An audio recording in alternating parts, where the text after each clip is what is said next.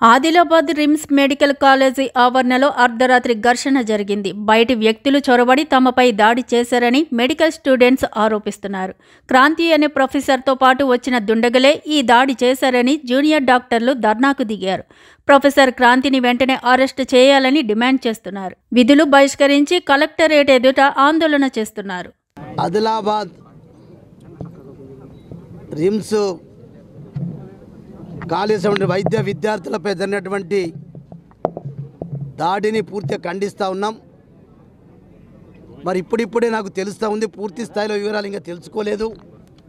కానీ వాళ్ళ మీద జరిగినటువంటి దాడిని మాత్రం బీఆర్ఎస్ పార్టీ తరఫున నేను ఒక మాజీ ఎమ్మెల్యేగా మా కుటుంబ సభ్యులందరి తరఫున కూడా నేను దాన్ని ఖండిస్తున్నా.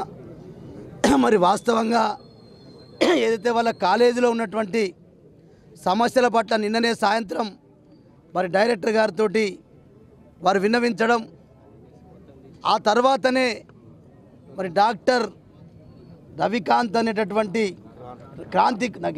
క్రాంతి కుమార్ అనే డాక్టర్ గారు మరి ఇలా వాళ్ళు చెప్తా ఉన్నారు, డైరెక్టర్ గారికి బంధువైనా కాకపోయినా వారి యొక్క ఆ ప్రోద్బలంతో గుర్తు చేయనటువంటి వ్యక్తులు మరి రౌడీ షీటర్సు, వీళ్ళు డైరెక్టర్ ఫ్యాన్సు, డైరెక్టర్ గారి నుంచి మీరు ఏం మాట్లాడినా మంచిగా ఉండనటువంటి బెదిరింపు ఏది ఇచ్చాడో అది పూర్తిగా నేను దాన్ని ఖండిస్తున్నా.